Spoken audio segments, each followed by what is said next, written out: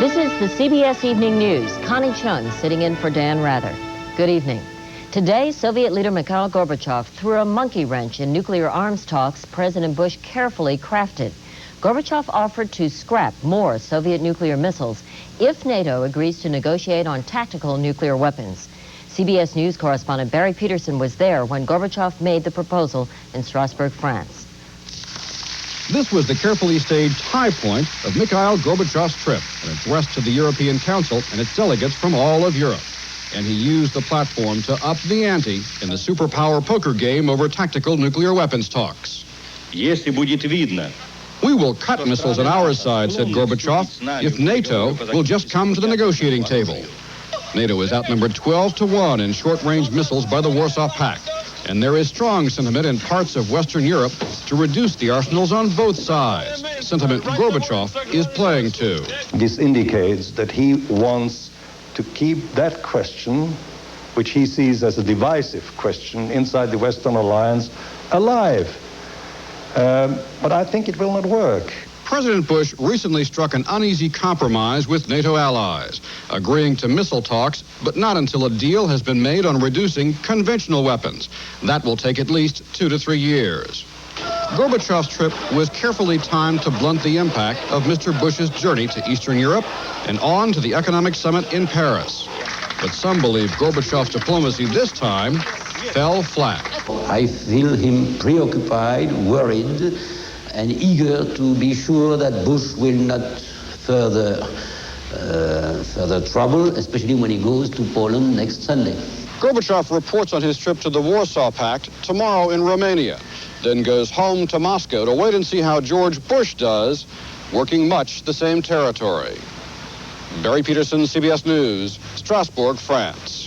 What worries Gorbachev is the policy George Bush will take to Eastern Europe this weekend, a policy of offering economic incentives to countries in the Soviet sphere that move away from the communist model. It's simply a policy that says, look, if you can move down that path towards democracy and openness and freedom of the political process some, why, we'll be there to try to help you.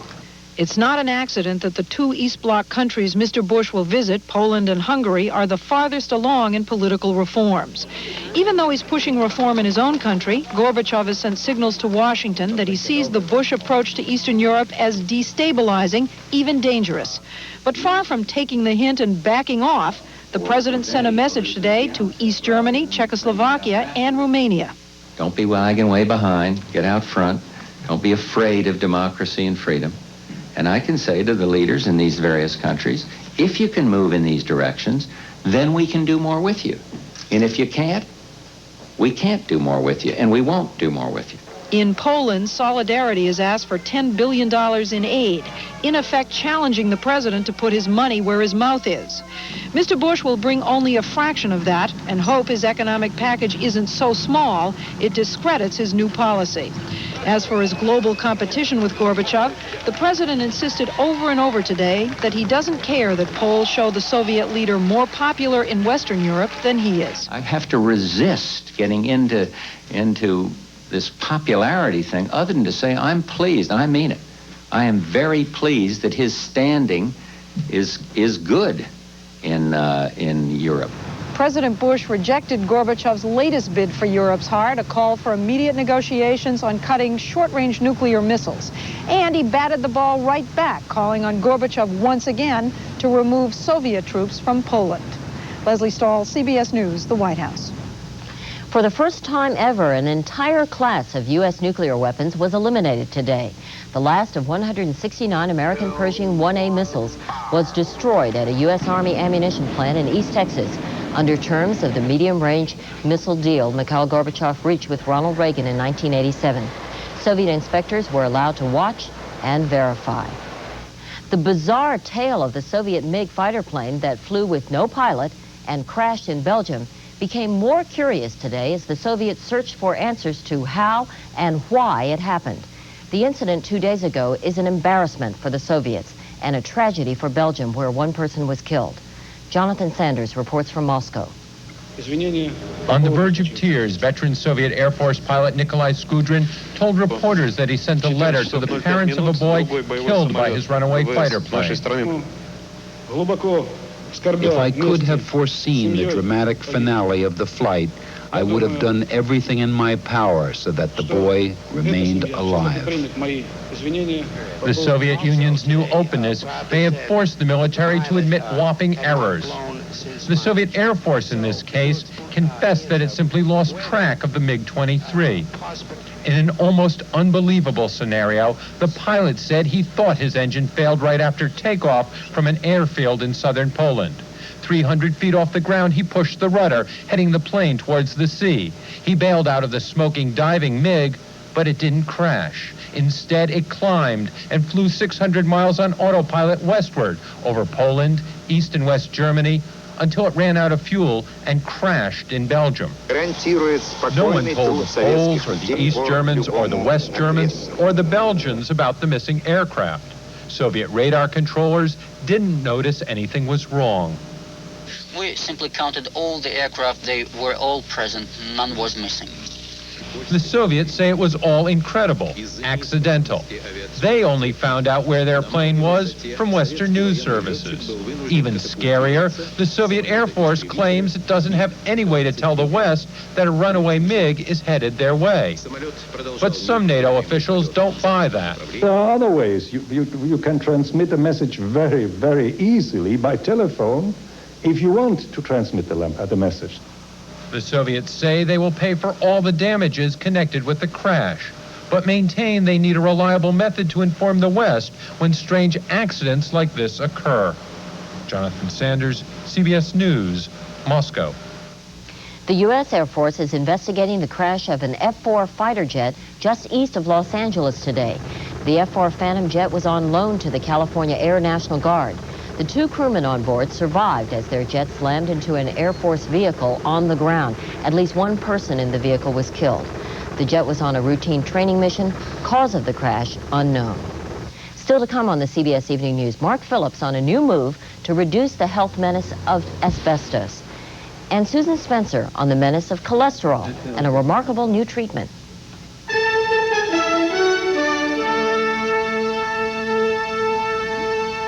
An Arab man seized control of a bus in Israel today and drove it off a cliff. At least 14 people were killed and 27 injured. It was the deadliest attack on Israelis since 1978, when PLO guerrillas hijacked a bus and killed 33 people. Martha Teichner reports. An Arab shouting Allah Akbar, God is great, grabbed the steering wheel.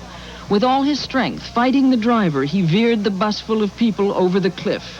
It plunged 100 feet to the bottom of the ravine in flames. For Israelis, it was a horrifying act of murder, a grim reminder of the reality of terrorism. It didn't happen in the occupied territories. It happened between Tel Aviv and Jerusalem, the country's lifeline, on its busiest highway. The victims were mostly civilians, ordinary men, women, and children. All day, soldiers, assisted by Hebrew scholars from a nearby seminary, cleared the wreckage, looking for clues to help them identify the dead. Relentlessly, one after another, bodies were carried around the rocks until there was a sad line of stretchers up the hill. Helicopters carried them away. Among the injured rushed to hospitals in Jerusalem, there were 7 Americans. I heard people screaming up front. I saw people standing up front. And all of a sudden, the bus stopped veering to the right and started tumbling. Tried to crawl, and then the fire started coming out. And the bus blew up. The Arab suspect, a Muslim fundamentalist believed to be from the Gaza Strip, survived the crash and is in custody. If it was his own initiative, or he was sent by somebody, or he's a member of an organization, is not yet clear. The bus incident only added to the atmosphere of crisis facing Israel's government today, over its own future and the future of its relations with Palestinians. Leaders of the Labor Party stood for a moment of silence. They postponed a meeting to discuss pulling out of Israel's coalition government. The move would be a protest against the list of strict conditions Prime Minister Yitzhak Shamir added to his plan for Palestinian elections last night. Labor considers the election plan dead. I don't believe there's any chance for Shamir to lead the peace process after what he said. Hardliners in Shamir's party saw the attack on the bus as the perfect justification for limiting the election plan.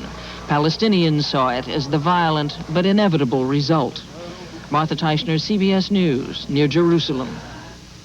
In Washington, the subject of Oliver North's sentence and prospects for a presidential pardon came up today at President Bush's question and answer session with reporters.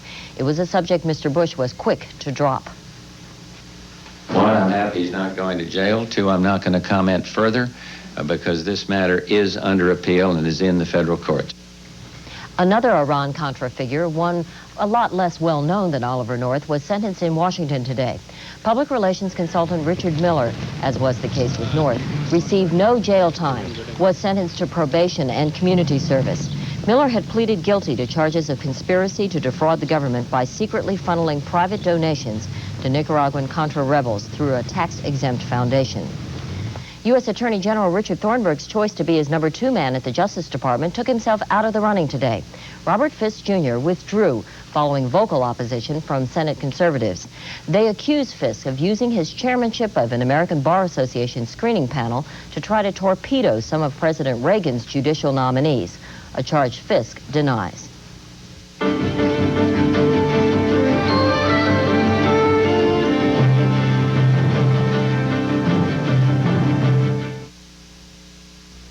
You don't have to be a professional athlete to know the importance of including whole grains in your diet. But of these leading cereals, only one is made with 100% whole grain, only Wheaties.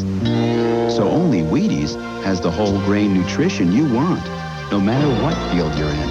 Just ask Oral Hershiser. Better get your whole grain. Better eat your Wheaties. Only Red Lobster could create an event this big. Lobster Fest 89. Lobster choices like nowhere else, starting at just $7.95. Get ready to savor sweet rock lobster or luscious Maine lobster. New platters like lobster and crab. Great lobster dishes starting at just $7.95. Kids dinner $1.95. Don't miss Lobster Fest now at Red Lobster.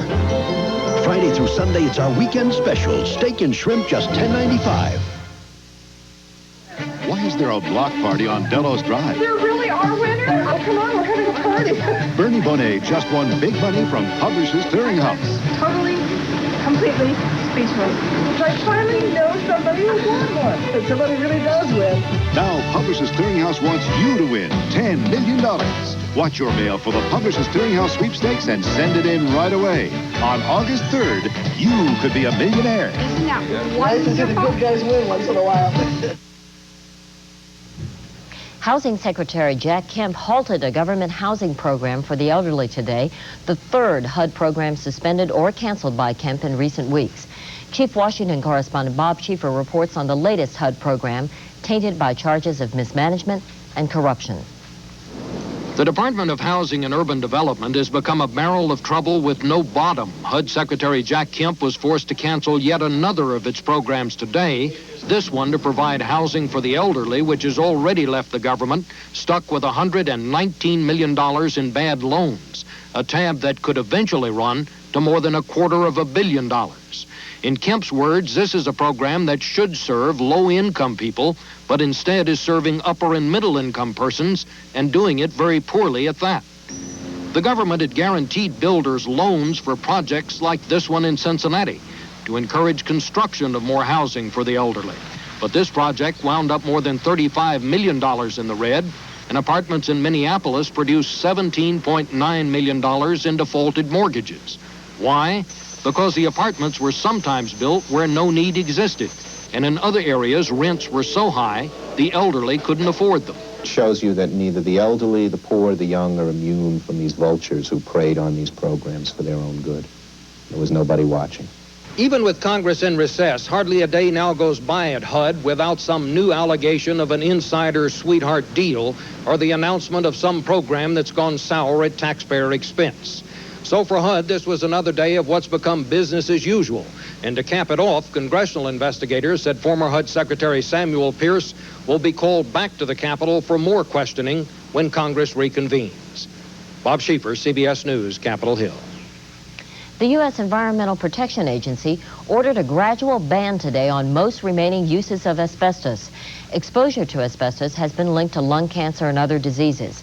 But as Mark Phillips reports, the phase-out will take until 1996 and won't affect asbestos products already in use. The intent of the EPA ban is to make cases like Paul Safchusk's less likely in the future. Paul has asbestosis, a lung disease he contracted working with asbestos in this Baltimore shipyard. Asbestosis, a progressive disease that will get worse as years go by. There's nothing to stop it. Today, after a decade of debate, the EPA announced a 7-year phase-out of asbestos, a known carcinogen. It'll be banned from brake linings, water pipes and pipe linings, shingles, engine gaskets, and other construction materials. 94% of its current uses will be outlawed, and the EPA says it'll save lives. We expect that over the life, the 13-year life that we are studying here, we would see something in the range of 200 cancer deaths avoided. Yet the 200 lives saved are just a fraction of the total number of asbestos disease cases, now put at somewhere between 3,000 and 12,000 a year. Most of those caused by asbestos fibers found naturally in the air or asbestos installed long ago. Although the EPA has supported efforts to remove it from schools and some public buildings, it is not recommending a cleanup of other asbestos materials, because the EPA says the stuff is more dangerous when it's disturbed than when it's left alone. Some environmentalists disagree. EPA is, in some senses, one could say, closing the barn door after the horse is out. But the horse isn't all the way out in this case, because we still have to wrestle with hundreds of thousands of tons of the material that are in society. The asbestos industry, both here and in Canada, where much of it is mined, intends to wrestle with the entire EPA ban, saying the risks do not justify the costs of developing replacement materials. 200 estimated cancer cases over 13 years is probably somewhere in the ballpark of your chance of being struck by lightning. It took a long time for lightning to strike the asbestos industry, and with a 7-year phase-in of the ban and possible lawsuits by asbestos producers, it seems the arguments and the asbestos itself will be with us for some time. Mark Phillips, CBS News, Washington. A New York judge today placed former stockbroker Boyd Jeffries on 5 years probation and fined him $250,000 for securities fraud. The 58-year-old Jeffries was a key player in the Wall Street scandals involving such deal makers as Ivan Boesky. He faced up to 10 years in prison, but prosecutors praised him for his cooperation, and the judge said Jeffries has by now earned his way through agony and effort to a suspended sentence.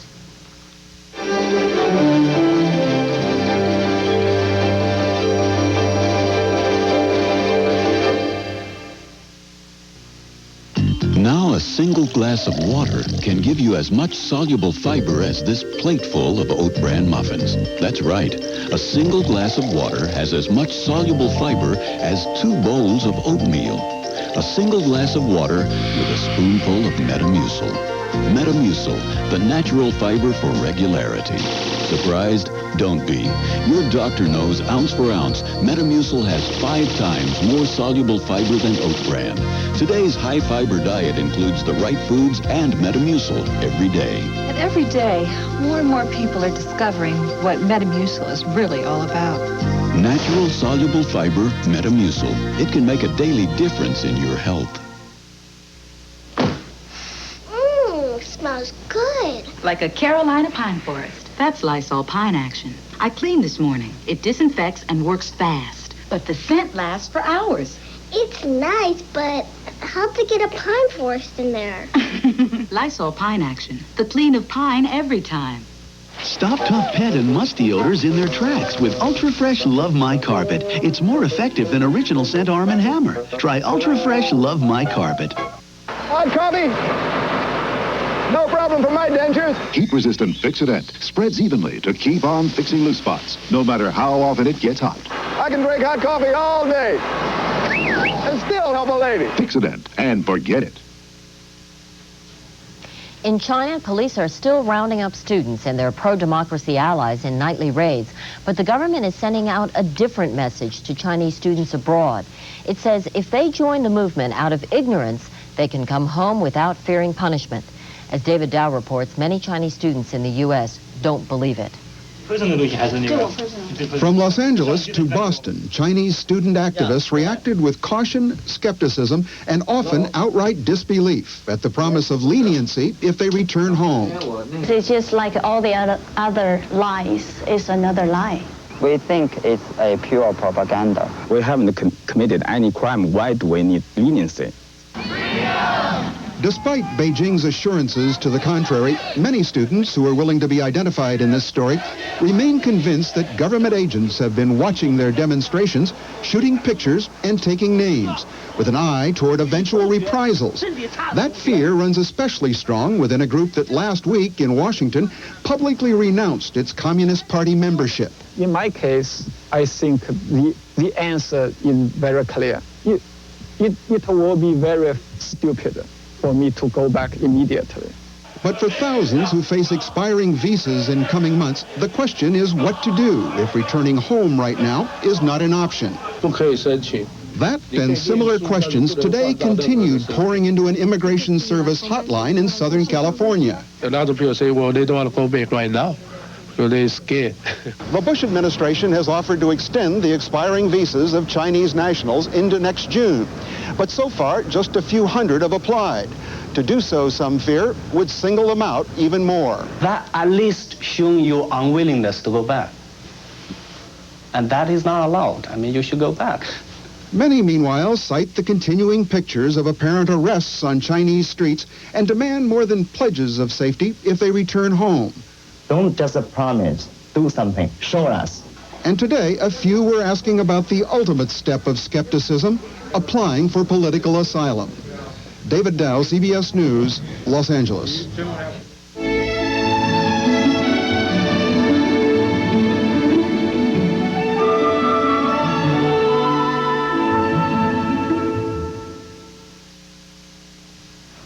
Phew! The foot odor in this family.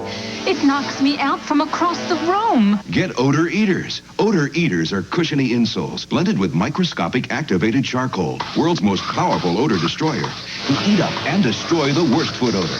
Only Odor Eaters has it. Dr. Scholl's doesn't. Foot odor's gone. Nothing destroys foot odor like Odor Eaters. And there's an Odor Eaters for every shoe. For ferocious sneaker odor, get Sneaker Tamers insoles. When the burning, itching, and soreness of hemorrhoids flare up, Tux medicated pads give you soothing, cooling relief on contact. For hemorrhoid flare-up, get Tux from Park Davis. To my beautiful wife. It's nice to know he still loves the way you look.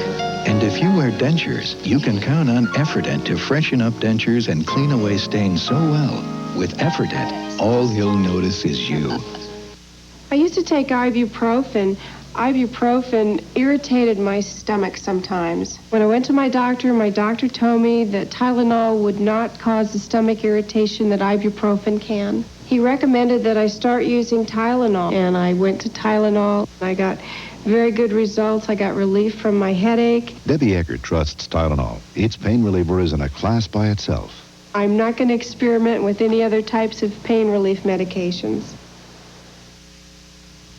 A report released today says more Americans than previously estimated are afflicted with high cholesterol levels.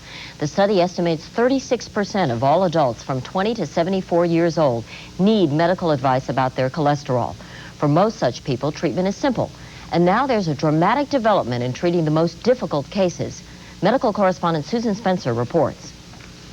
When it came to cholesterol, Retta Peduto knew that levels over 200 could be cause for concern.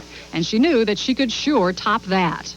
It had got as high as 400 and something. Oh, yeah. She had a heart bypass in 1972, a heart attack in 84. But her problem is hereditary. And nothing, not diet, exercise, or drugs, got her cholesterol levels down. Until this came along.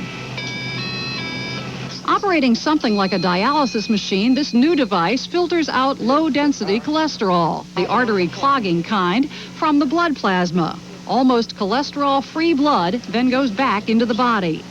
The machine has been tested in Europe on about 7,000 people. 9 patients are in trials just starting in this country. We know we're really only taking out the bad cholesterol and seeing the enemy in its face is impressive. In case you've ever wondered, this is what the enemy cholesterol looks like. It looks like chicken fat, and that's exactly what it looks like. It's the feeling that you're actually seeing something that's in the bottle that otherwise would be in the blood vessel. This treatment is seen only as a last resort, but a new study out today shows an alarming number of Americans with cholesterol problems serious enough to need some kind of medical attention. The study estimates that 60 million people now are at risk for heart disease, which is this country's #1 killer.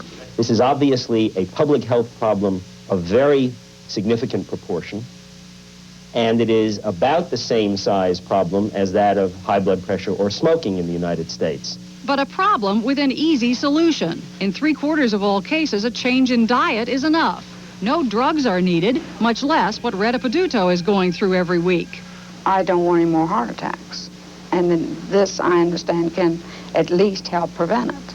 Surveys show that more and more Americans now worry about heart attacks, know their cholesterol numbers, and pay attention to warnings. For those who still think it's all made up, there, right next to Retta Peduto, is proof the enemy exists. Susan Spencer, CBS News, Washington. And that's the CBS Evening News. We hope you'll stay tuned for Dan Rather and 48 Hours on new treatments for alcoholism. That's tonight at 8, 7 Central Time. I'm Connie Chung in New York, sitting in for Dan Rather.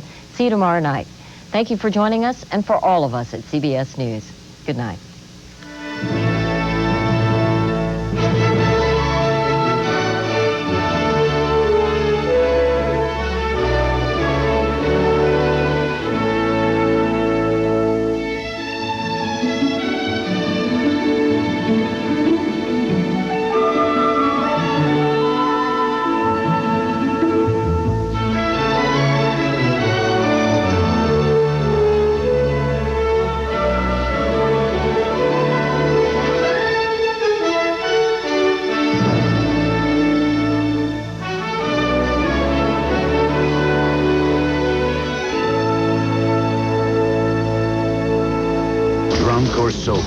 America's drinking problem, a deadly battle with the bottle.